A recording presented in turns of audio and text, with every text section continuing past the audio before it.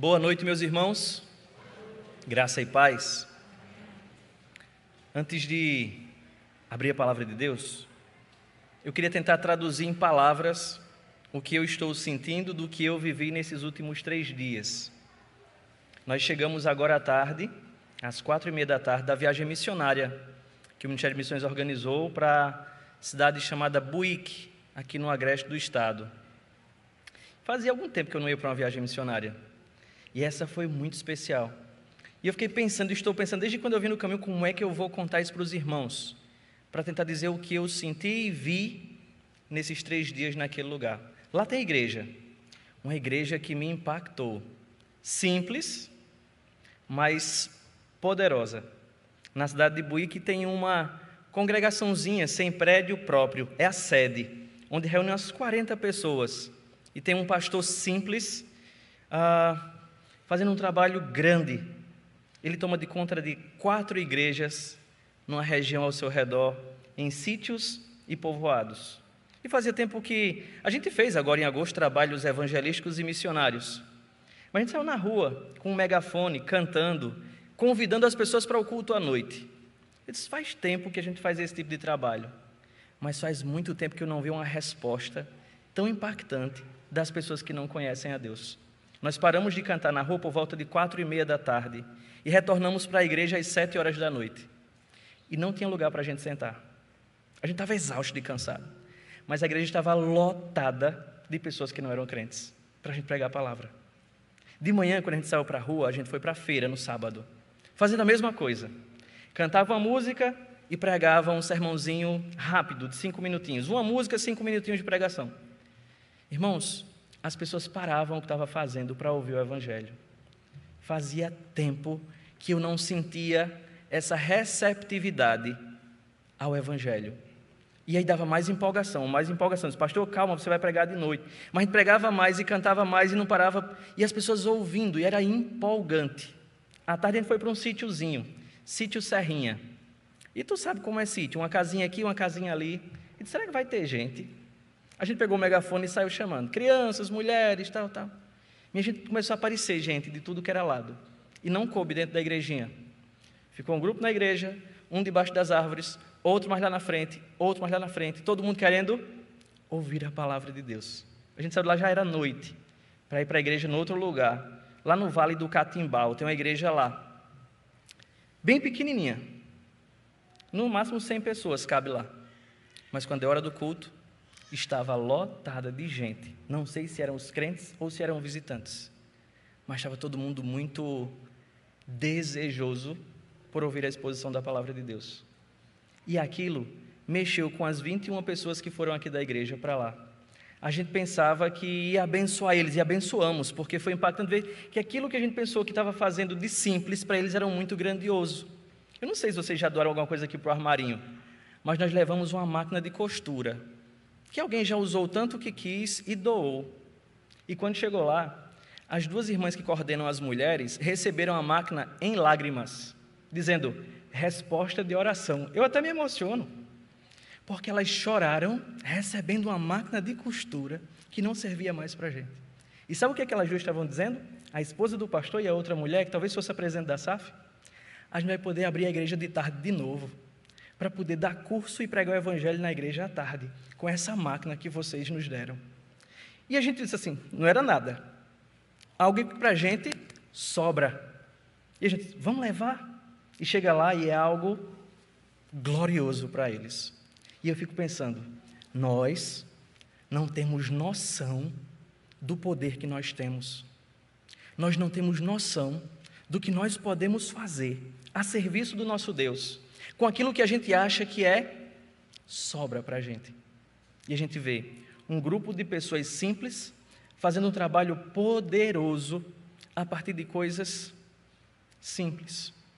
E a gente está esperando tanta coisa acontecer, juntar tanta coisa para a gente fazer qualquer coisa. Eu quero dizer isso para a igreja, antes de abrir a Bíblia, antes de pregar a palavra, compartilhar isso que mexeu comigo. E ver, lá naquela região, a igrejinha lá do Catimbau tem uma estrutura fantástica para receber pessoas. Eles, pastor, a igreja disse a nós estamos acostumados a receber pessoas de vários lugares do Brasil, Mas foi diferente com vocês, porque eles esperavam assim, muita pompa da primeira igreja presbiteriana do Recife. E sabe o testemunho que nós recebemos? Eles ficaram impactados com a simplicidade. A gente comeu pão doce com café sentado com eles. E a mulher que estava preparando disse, não faça isso não, aquele povo não come isso não. E ele não tinha noção da festa que a gente fez com os pães doces deles. E isso impactou eles também. E no final, ninguém queria se despedir. A gente saiu de lá atrasado, eu estava com medo de não chegar para o culto. Será que o culto vai começar atrasado? Porque eu estava escalado para pregar aqui agora de noite. E ninguém queria se despedir. E nesses 2 dias que nós passamos lá, eles ainda prepararam um presente para todos que foram. E algo muito impactante para nós. A SAF preparou uma rosa do deserto para cada um dos missionários, eu quero pontuar isso, dos missionários que foram da primeira igreja lá para o sertão. E ela explicou por quê. Ela disse que aquela rosa, ela era muito resistente, por isso tem o nome rosa do deserto. Ela consegue passar um tempão sem receber água e cuidados especiais. E em lágrimas ela diz que aquela rosa representava a igreja deles. Que precisava desse apoio, desse sangue, desse apoio, dessa ajuda. E que a igreja chegou com essa ajuda para eles. E que a gente cuidasse da plantinha e orasse lembrando da igreja lá na cidade deles. Que agora eu esqueci o nome já. Buíque. E aquilo impactou muito, mexeu com todo mundo chorou, não tinha não teve esse homem que não suou os olhos, porque foi impactante. E a gente deu tchau com muita dificuldade, parecia que a gente já era, igreja, junto, há muito tempo. E isso mexeu muito comigo. Eu disse, eu vou pregar, viu, irmão? Não vou só contar a história. Mas mexeu muito com todos que estiveram lá nesses 3 dias. E eu disse, missionários, porque eu acho que o único que tinha curso de teologia era eu e o irmão George, talvez Fernando Ângelo já fez alguns cursos, mas a gente falando disso dentro da van, voltando, cada um dando seu testemunho, eu achei bonito o que uma das missionárias disse, a minha formação é a escola dominical da primeira igreja, é o meu curso de teologia, e tem gente esperando fazer mais, para dizer, sou missionário, a gente tem recebido tanta instrução, tanto ensino, nós não precisamos mais do que o que nós temos, para a gente impactar o mundo, com o poder do Evangelho, com a pessoa do Senhor Jesus Cristo. E sabe qual é o nosso problema?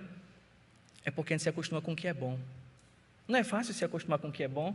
Eu compartilhei isso lá, na introdução de um sermão, e eu queria começar desse mesmo jeito. Se acostumar com o que é bom é fácil. Eu digo isso por experiência própria. Alguns já conhecem a minha história, sabem de onde eu vim. Eu disse, é muito bom. A gente se acostuma com muita facilidade. Mas sabe qual é o problema de se acostumar com o que é bom? É que às vezes a gente para de dar valor ao que a gente tem. A gente esquece quanto custa, a gente se acostuma e deixa de se extasiar com aquilo que impressiona, para de impressionar. E quando eu começo a pensar nessas palavras, eu olho para o texto que eu quero compartilhar com vocês. Evangelho de João, capítulo 1. Eu quero ler os versículos de 15 a 18. Evangelho de João, eu já disse aqui, o livro mais conhecido da Bíblia, talvez o mais distribuído, o mais lido, e a gente lê tanto que quando eu começar a ler, você já sabe os versículos de cor. A gente se acostuma com o que é bom e para de perceber o poder, perceber a grandeza, perceber a diferença que isso faz na nossa vida e que isso pode fazer na vida dos outros. João 1, de 15 a 18.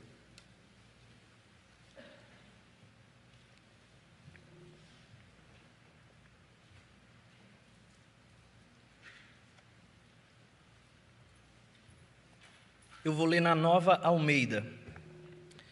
O texto diz, João dá testemunho a respeito dele e exclama, este é aquele de quem eu dizia, ele vem depois de mim, mas é mais importante do que eu, pois já existia antes de mim. Porque todos nós temos recebido da sua plenitude e graça sobre graça. Porque a lei foi dada por meio de Moisés, a graça e a verdade vieram por meio de Jesus Cristo. Ninguém jamais viu a Deus. O Deus unigênito, que está junto ao Pai, é quem o revelou. Até aqui, eu queria convidar você novamente a fechar os seus olhos e a dirigir-se a Deus em oração. Deus bendito e santo, louvado seja, Senhor, o teu santo nome, a glória e a majestade do Senhor. Nós bendizemos, Pai, o Teu nome com alegria nesta noite, neste dia, sim, e nos alegramos no Senhor, porque nós sabemos quem éramos, Senhor, e nós sabemos quem somos no Senhor, e isso alegra o nosso coração. E é maravilhoso, Pai, poder parar agora, neste momento de adoração, para ouvirmos a voz do Senhor. Nós queremos ouvir a Tua voz, Pai, fala ao nosso coração, que a Tua palavra, Senhor, desvende o nosso entendimento e impacte a nossa vida e transforme o nosso jeito de ser, para que sejamos conforme o Teu Filho, para que honremos o Teu nome com as nossas vidas, para que nos alegremos em Te servir com integridade, ó Deus. Abençoa o Teu povo aqui reunido, Senhor. De fato, queremos apenas Te ouvir. Em nome de Jesus. Amém. Eu já disse aqui, e vocês já sabem, quem escreveu o Evangelho, quando escreveu o Evangelho e por que escreveu o Evangelho. Mas eu vou repetir. João, provavelmente, um dos apóstolos, foi quem escreveu este Evangelho que está diante de nós, aberto apenas no seu prólogo, na sua introdução. João escreveu porque no contexto dele, nos dias dele, as pessoas estavam deixando de acreditar no verdadeiro. Muitas influências estavam existindo de forma filosófica, de forma espiritualizada, que estava desvirtuando a verdade a respeito de Jesus Cristo.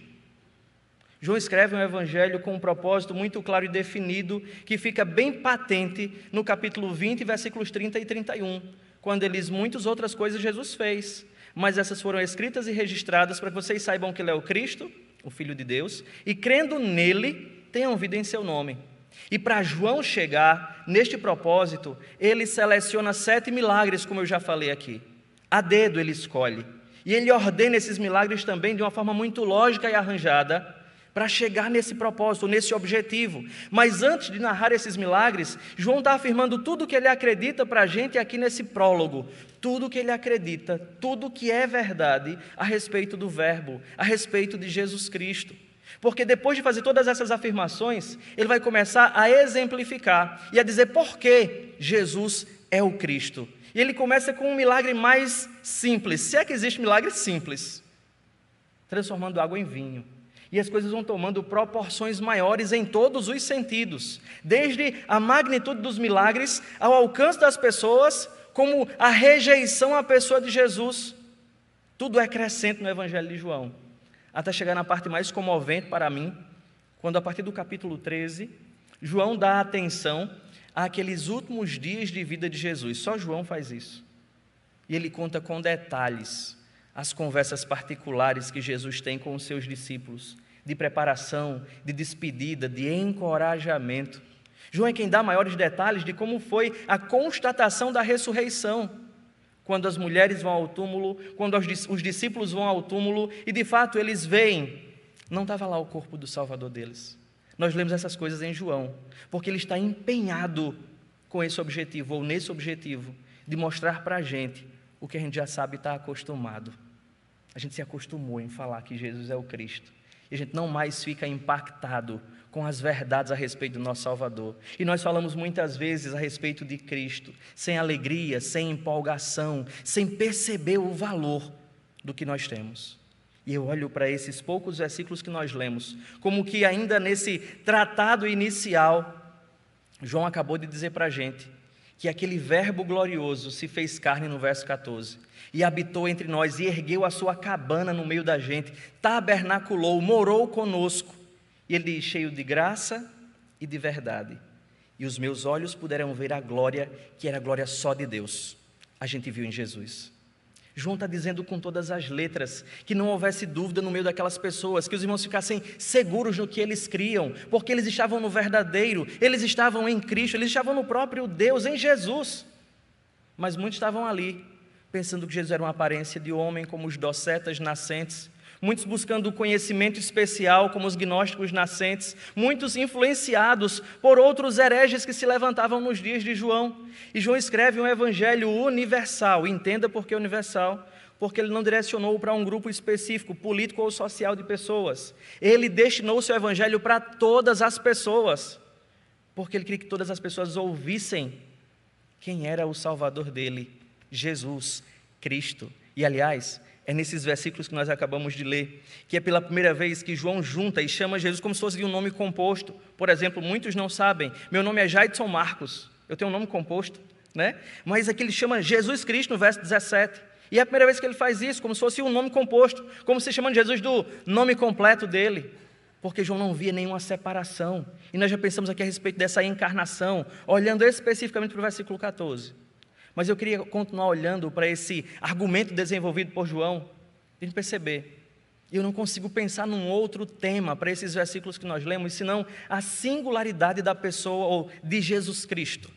A singularidade de Jesus Cristo. E era isso que eu queria relembrar a você aqui nessa noite, lendo esses poucos versículos, 4 versículos. João quer mostrar para a gente isso, está diante de nós, o singular, o único, como cantamos aqui, não há outro Deus, além do Senhor. Ele está dizendo isso para a gente com palavras simples para os seus dias, que nós precisamos resgatar esses princípios para nós. E por que nós podemos olhar para Jesus Cristo e ver para Ele alguém inigualável, alguém único? E eu posso dizer, existem muitos motivos pelos quais Jesus é inigualável e único, mas eu queria falar de 4 que estão presentes aqui nesse texto e que João fala para a gente de um modo claro, sem sombra de dúvidas. E ele começa fazendo algo grandioso para mim. João está vivendo ali, ou escrevendo ali por volta da década de 90, entre os anos 95 ou final do primeiro século. João está vivendo ali pouco tempo depois, eu vou dizer pouco tempo, porque 60 anos não é tanto tempo assim, da morte do Senhor Jesus Cristo. João, o Batista, havia sido decapitado também há pouco tempo, e o testemunho dele ainda era muito conhecido. João já foi apresentado aqui no Evangelho, no versículo 6, quando ele ouve o homem enviado por Deus, cujo nome era João, e ele retoma agora esse João, no versículo número 15, para falar do testemunho de João, de alguém que os judeus afluíam de todo lugar para ouvir e para receber o batismo de João. Provavelmente o versículo 15, que está sendo lembrado aqui pelo apóstolo João, foi um discurso do João Batista, depois do batismo de Jesus, ou naqueles momentos ali em que ele esteve com Jesus. E qual foi o testemunho de João Batista a respeito de Jesus? Esse testemunho nos fala da singularidade de Jesus Cristo. E ele nos diz da preeminência que há na pessoa de Jesus, que o faz único. E o que João, aquele homem destacado no meio daquela cultura, daquelas pessoas, disse a respeito de Jesus? João, evangelista, diz que João Batista dá testemunho a respeito de Jesus, do Verbo encarnado, e exclama: este é aquele, eu vou mudar as palavras, de quem eu sempre falei. Este é aquele de quem eu dizia. Eu estava alertando a vocês, prestem atenção, vocês agora já estão querendo sair do verdadeiro, sair de Jesus, e João resgata o testemunho de João. Eu falei tanto para vocês, e está aqui agora diante de nós. Esse é aquele de quem eu dizia, que vem depois de mim, mas é mais importante do que eu, pois já existia antes de mim. O testemunho de João fala dessa preeminência de Jesus Cristo, dessa singularidade da pessoa de Jesus Cristo. De fato, João veio antes de Jesus. Se você olhar para o Evangelho, você lê no Evangelho de Lucas, no Evangelho de Marcos, João, o Batista, provavelmente era 6 meses mais velho que Jesus, pelo menos 6 meses. Filho de Isabel, que ficou grávida um pouquinho antes. Você lembra disso no Evangelho de Lucas? Ele nasceu antes de Jesus. Ele começou o seu ministério antes de Jesus, e é por isso que ele está dizendo, ele veio antes de mim, ele é antes de mim, mas ele é mais importante do que eu, porque João entendia que ele não tinha direito porque nasceu primeiro, ele entendia que não tinha direito porque começou, eu cheguei primeiro, a falar primeiro, então todo mundo venha para mim, olhe para mim, não.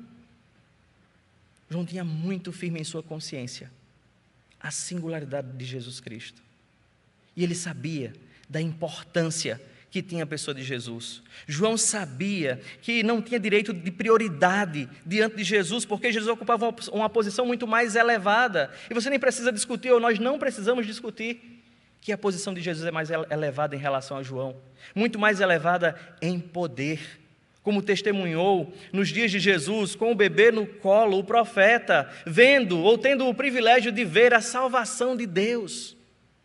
Jesus é muito mais elevado em glória, como ele mesmo testemunhou, e os milagres que serão narrados atestarão o que João está dizendo aqui para a gente, e o testemunho resgatado para mostrar para a gente Ele tem direito de prioridade, de preeminência. Jesus tem a primazia, é o que João está dizendo aqui, diante da plateia, e está sendo resgatado por João, o apóstolo, para dizer a todos: o Verbo se fez carne.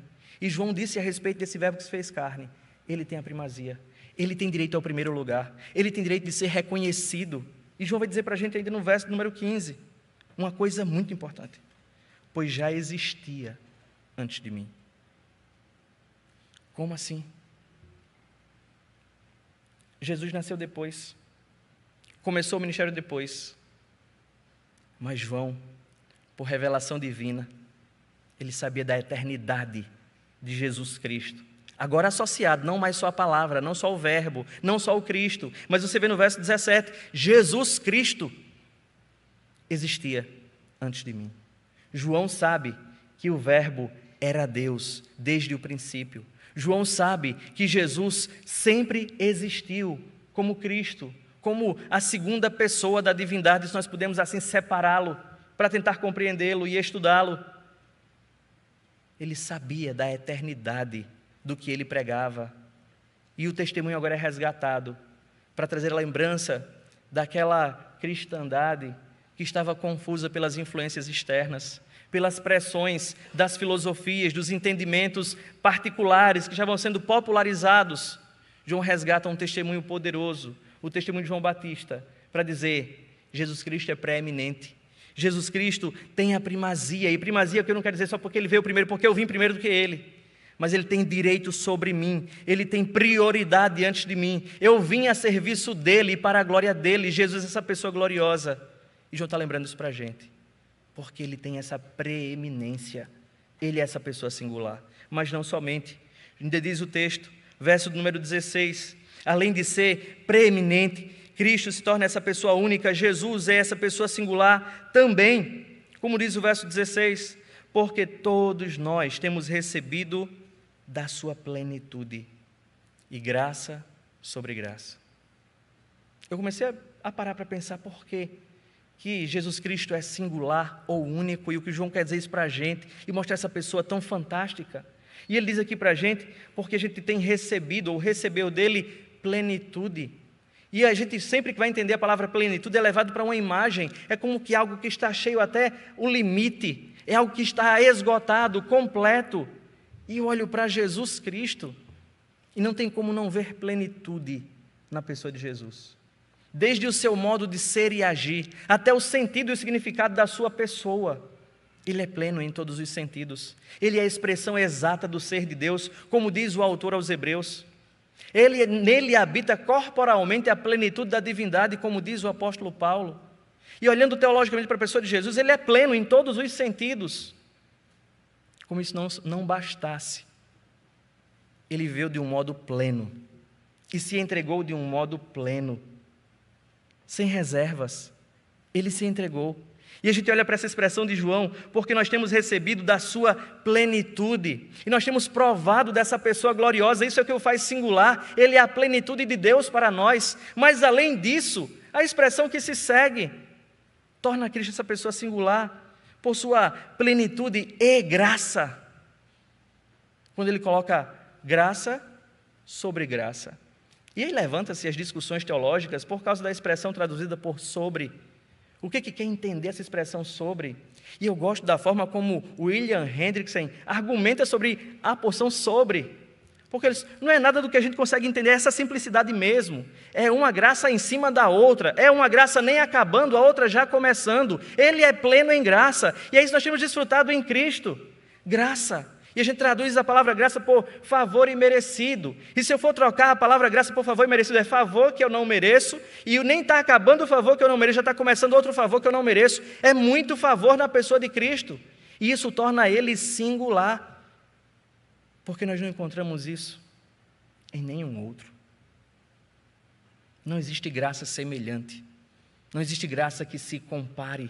Não existe graça que se aproxime. Cristo é singular por sua plenitude e por sua graça. E eu continuo vendo esses versículos e eu não tenho como olhar para Jesus e não percebê-lo de um modo singular, e não me encher com a pessoa de Cristo, e não ficar extasiado em contemplar esse homem tão glorioso, porque além de ser essa pessoa preeminente, plena e graciosa, o verso 17 me diz, e faz uma comparação. A lei foi dada por Moisés, a graça e a verdade vieram por meio de Jesus. Eu vou falar a palavra difícil. Parece que está colocando uma antítese. A palavra antítese é difícil? Uma ideia como se fosse contrário? Lei e Jesus? Moisés e Jesus? Mas não é isso que João está dizendo para a gente. João não está dizendo que tinha um problema com a lei e que Jesus veio corrigir. Não, ele está dizendo que a gente crê mesmo a respeito da lei. Ele lembra que a lei foi dada como uma expressão gloriosa de Deus para a gente. Não existe nada de errado com a lei. João está falando a respeito desse caráter mesmo da lei, da função mesmo da lei. A lei tinha um caráter preparatório. E ele está dizendo, a lei que nos preparou foi trazida para a gente, ou foi nos dada, a gente recebeu ela por meio de Moisés. E a lei não era completa, a lei não salvava, mas a lei era uma preparação, como Paulo diz escrevendo aos Gálatas, no capítulo 3. Ele fala que a lei tinha a característica de condutora, de aio, que preparava. E essa era uma das funções da lei, de fato, não só de condenar e tornar o homem culpável, mas a lei também tinha o papel de nos conduzir a Cristo. E ele então diz, a lei cumpriu o seu papel, a lei foi dada por meio de Moisés, mas é em Jesus Cristo que a gente recebe graça e verdade. Aí a palavra verdade como se parecesse uma dificuldade para a gente. Mas João já falou de graça e verdade. Lembra do versículo 14? Que ele habitou entre nós cheio de graça e verdade. E graça nós já vimos aqui. É favor que não merecemos sobre favor que não merecemos. Um nem se esgotou, outro já começou. E Cristo é essa expressão de graça. E contrastando com a lei. Na lei não havia graça. A lei havia culpa. Na lei havia denúncia. Na lei havia condenação. Na lei não havia espaço algum para dizer, me desculpa, lei. Como o Tiago diz, se você guarda 9 dos mandamentos e tropeça em um, é réu dos 10. É culpa.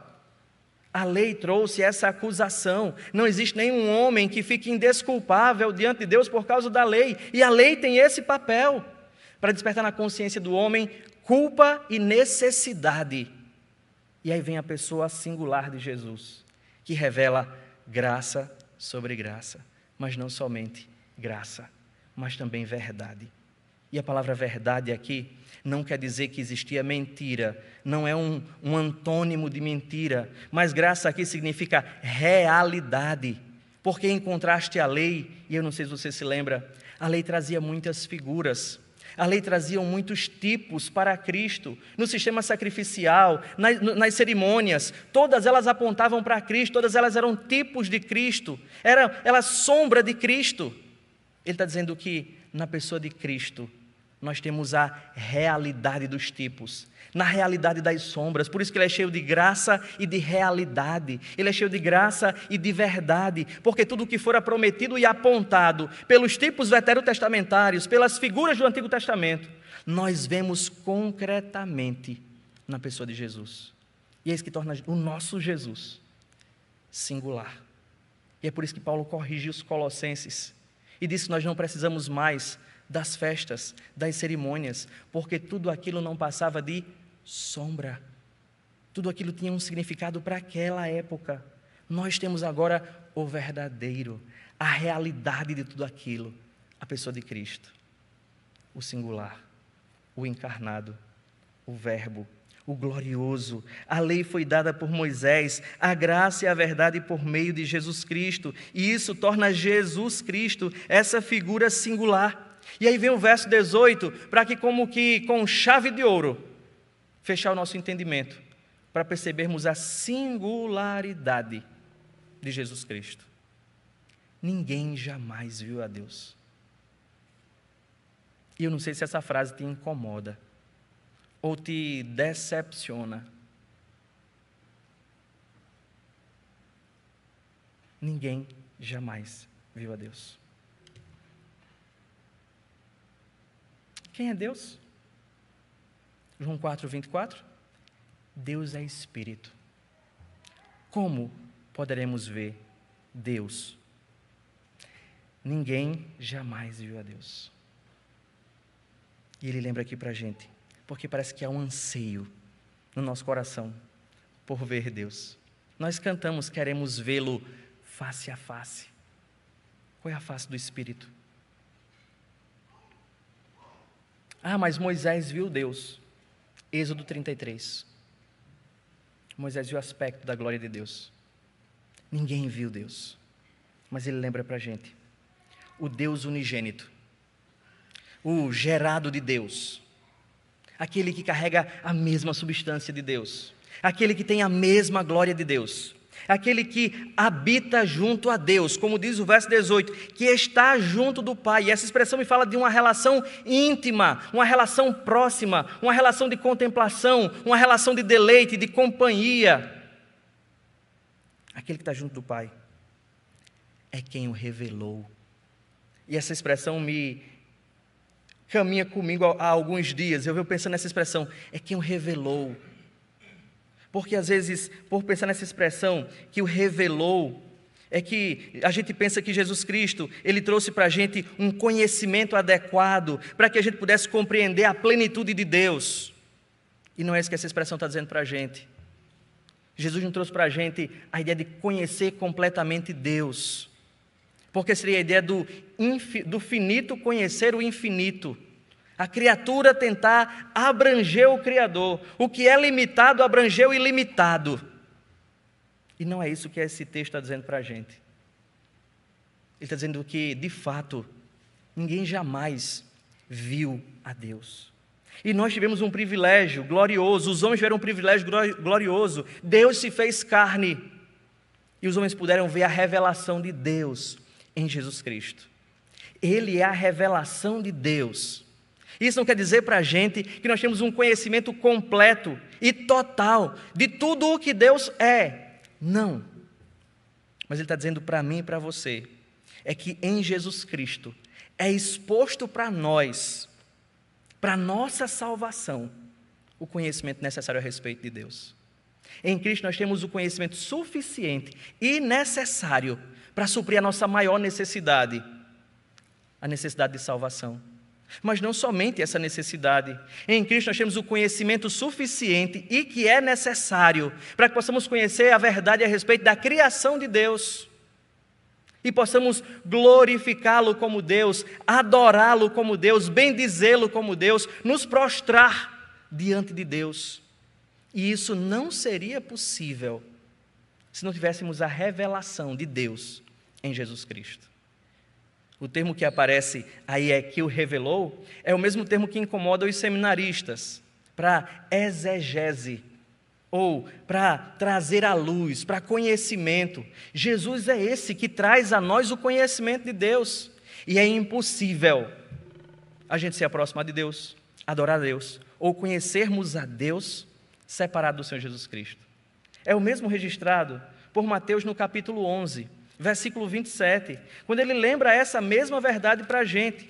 Mateus 11, 27, o Senhor Jesus Cristo, aquele discurso bonito, que a gente só sabe o 28, né? Vinde a mim, todos que estáis cansados e sobrecarregados, que eu vos aliviarei. Mas o 27 lembra para a gente algo glorioso ainda, quando ele diz, tudo me foi entregue por meu Pai.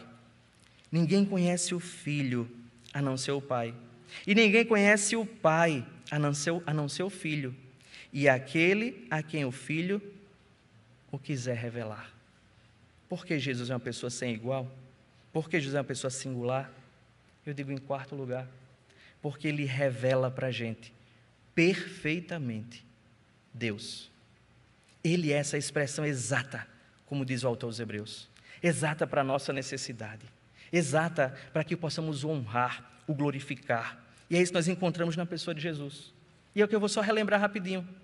Por que Jesus é essa pessoa singular? Eu olho para Ele e eu vejo, Ele é essa pessoa única, pré-eminente, como o testemunho de João diz para a gente. Ele é pleno e gracioso. Nele nós desfrutamos aqui, como diz o verso 17, da realidade. Nele nós podemos conhecer a Deus. A gente se acostuma muito fácil com o que é bom. E por se acostumar com o que é bom, a gente muitas vezes esquece do valor. A gente deixa de se alegrar, a gente deixa de ficar eufórico com aquilo que nós conquistamos quando a gente se acostuma com ele. A mesma coisa são com essas verdades. Não tem como olhar para esses 4 versículos e dizer, Jesus é qualquer coisa, ou que a gente possa tratar assim, com desleixo, ou com quaisquer atitudes. Esses 4 versículos, eles são comprometedores para nós, igreja, aqueles que foram alcançados pela verdade do Evangelho. Esses versículos mexem muito com a gente, mas também com aqueles que ainda não conhecem ao Senhor. Não tem como ouvir essas verdades e continuar do mesmo jeito. É muita dureza, é muita teimosia permanecer na mesma posição depois de saber disso tudo a respeito de um homem, de uma única pessoa. Por isso que eu olho para esses 4 versículos e eu pergunto a mim mesmo, ainda mais diante dessa experiência que tive agora no Vale do Catimbau, que testemunho nós temos dado de Jesus? Porque o testemunho de João vai ser ainda discutido mais na frente, a partir do versículo 19. João, o apóstolo, vai trazer à tona esse testemunho novamente, para a gente pensar a respeito disso, mas eu fico pensando na gente. Que testemunho nós temos dado a respeito de Jesus? Não só o que nós falamos a respeito dele, mas com que entusiasmo nós falamos a respeito de Jesus? Com que frequência nós falamos a respeito de Jesus? Com quais termos nós falamos a respeito de Jesus? Porque os de João não deixa dúvida, ele não queria atenção para ele. Ele veio antes de mim, ele é mais importante do que eu. Eu sempre avisei isso a vocês. Olhem para ele. Com que frequência você testemunha a respeito de Jesus? De que modo você vive esse testemunho? Que impacto traz às pessoas a verdade que você carrega? Não tem como eu ler esses versículos e não fazer essas perguntas a mim mesmo, porque a gente se acostuma com Jesus e a gente começa a viver de um modo até, como o pastor Augusto coloca em um dos seus livros, o ateísmo cristão. Nós vivemos muitas vezes falando de Jesus, mas vivemos como se ele não existisse, porque a gente se acostuma. Mas eu olho para esses versículos e eu também me preocupo, porque a gente sabe responder. Eu vou perguntar e vocês sabem a resposta. Qual é o fim principal do homem? Glorificar a Deus? Você tem gozado dessa pessoa singular? Você tem desfrutado de Cristo? Você percebe a grandeza do favor que há em Jesus? Mas por que você vive sobrecarregado com suas culpas, com os seus pecados? Por que você vive amedrontado quando começa a pensar a respeito do futuro? Por que você vive atrás das sombras, se ele é a realidade? Me preocupa a gente falar muitas coisas a respeito de Jesus e não desfrutarmos dessas coisas. A gente olha para um Jesus que é essa pessoa única, preeminente, importante, uma pessoa carregada de graça, que é graça sobre graça, é favor sobre favor, que é a realidade do que todo mundo esperava, que é a revelação perfeita do que nós precisamos saber a respeito de Deus. E você desfruta disso que Jesus é? Você se deleita na pessoa de Jesus? Dessa graça, desse favor que é dado. Você desfruta dele, mas às vezes não consciente, não de forma prazerosa, não de forma deleitosa. E você não glorifica a Deus porque muitas vezes você não tem o prazer de estar nele. Saber quem é Jesus compromete a gente. O modo como nós vivemos e desfrutamos dele. As perguntas simples. Você tem desfrutado, vou usar uma palavra mais fácil, você tem aproveitado Jesus? Curtido Jesus? Porque a gente diz que tem ele. E ele é isso tudo. Mas a gente está vendo como de forma mesquinha, ou reduzida, ou reduzindo o que Cristo é. Mas eu olho para esses versículos e eu não fico só pensando no testemunho ou no desfrute, mas eu olho e vejo também em Cristo o que é suficiente e necessário. Devia satisfazer o nosso coração. Mas a nossa corrida diária tem demonstrado muitas vezes insatisfação, descontentamento, anseios exagerados, sendo que a gente tem o que é completo e perfeito. Jesus não carece de complementos, Jesus não carece de ajuda, e João está dizendo isso aqui para a gente. Ele é o que nós precisamos. Nele nós podemos desfrutar de tudo isso. Em Cristo temos o necessário, em Cristo temos o suficiente. Mas muitas vezes, por não nos deleitarmos nele, não contemplarmos ele, não meditarmos nele, não nos enchermos dele, outros anseios têm surgido no coração da gente. E a gente vive precisando de coisas, a gente vive precisando de pessoas, precisando de ferramentas, precisando de ajudas, precisando de remédios, precisando de tanta coisa, porque muitas vezes nós estamos desfrutando do que Ele é, dessa singularidade de pessoa. Mas eu olho dessa forma e vejo, há uma necessidade de um testemunho, há uma necessidade de um deleite, há necessidade de uma consciência de que Ele é pleno e suficiente, mas eu vejo mais uma razão ainda para a gente pensar a partir desses 4 versículos como igreja. Que Ele pede, esses versículos pedem a gente dedicação, consagração, entrega. Por isso que eu disse que eles são comprometedores. Porque saber que Jesus Cristo é essa pessoa singular devia provocar o meu coração. Eu já sei isso tudo mesmo a respeito de Jesus? Ou eu me engano que sei? Eu tenho conhecido mesmo esse meu Salvador? Ou eu me engano que conheço? Eu tenho me dedicado o suficiente a Jesus? O conhecimento que eu carrego dele tem de fato impactado quem eu sou e feito essa transformação mesmo? Eu preciso me avaliar diante dessa verdade. Se eu tenho me entregado de verdade a Jesus, ou se eu carrego essas verdades a respeito do meu Salvador apenas como uma narrativa, está na moda, né? Narrativa, ou como um discurso. Mas saiba, Ele é real, Ele é a verdade, cheio de graça e de verdade. E sua glória é testemunhada. Essa glória não é de homem, essa glória é de Deus. Esse é o nosso Jesus. E eu fico pensando, voltando para a pergunta do começo, a gente se acostuma muito fácil com o que é bom. E o risco disso é a gente parar de perceber o valor disso que nós carregamos, disso tudo que nós temos. Por isso eu queria que você pudesse sair daqui nessa noite incomodado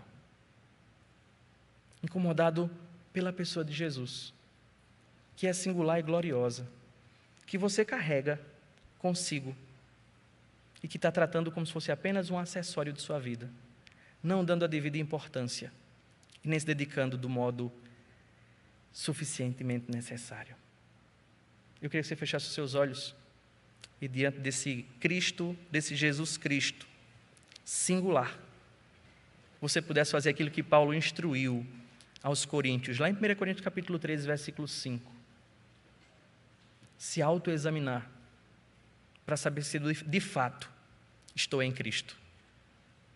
Cristo é essa pessoa singular, é o Deus que se fez homem, cheio de graça e de verdade. Ele é essa pessoa preeminente, real, a realidade do que nós precisamos, verdadeiro. É tudo o que eu preciso saber a respeito de Deus, Cristo.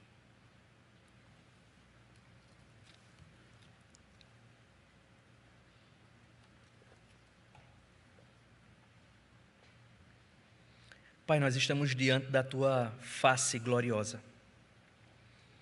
E nós temos consciência disso porque o Senhor mesmo revelou na pessoa de Jesus. E nós queremos Te agradecer por essa noite tão gloriosa, quando somos lembrados aqui, desde o começo deste culto, da pessoa magnífica que é o Senhor, da pessoa graciosa que é o Senhor, da pessoa longânima, benigna que é o Senhor. Pai, muito obrigado, porque o Senhor, mesmo sendo tão grande e glorioso, o Senhor se fez um de nós. E temos no Senhor Jesus o Emanuel, o Deus conosco. E temos nele, Pai, a concretude, Senhor, de todas as tuas promessas. Nós temos a concretude de quem tu és. Nós temos o conhecimento do Senhor. Muito obrigado por Cristo, Senhor. Obrigado, Pai, porque temos a tua palavra e assim também podemos conhecer-te, Senhor, e até mesmo examinarmos-nos diante do Senhor e termos os nossos pecados, as nossas omissões denunciadas. Obrigado, Senhor, porque o teu Espírito não nos deixa entregues à nossa própria sorte. O Senhor incomoda o teu povo, aqueles que são teus filhos. Obrigado, Senhor, por sermos lembrados aqui por essa porção do Evangelho de João, que Jesus Cristo é essa pessoa singular e que nós temos essa singularidade em nós. Obrigado por sermos teus filhos, Pai. Mas dentro dessa palavra nós queremos te pedir, Senhor, incomoda o nosso coração, para que a gente não esteja acomodado a este mundo, Senhor, que não estejamos acomodados aos nossos pecados, às nossas omissões, à nossa frieza e muitas vezes lerdeza. Desperta a nossa mente, o nosso entendimento, para que possamos perceber a glória, a grandeza que há no nosso Salvador, e isso possa encher o nosso coração de alegria, alegria exultante, Pai, e que isso se expresse em vida, em culto, em adoração. Que não venhamos aqui a este lugar oferecer ao Senhor uma adoração maquinal, movida por um hábito, mas que possamos te adorar com alegria e inteireza, conscientes de quem é o Senhor. E que isso nos motive, Senhor, a um deleite diário, a uma busca diária. Que isso nos motive, Pai, a uma busca constante por conhecermos o Senhor e termos prazer em Ti e desfrutarmos do bem que há no Senhor. Ó Senhor, desperta o Teu povo, aqueles que estão vivendo um processo de esfriamento, que o Senhor Deus possa aquecer em seus corações o amor, a fé, a esperança.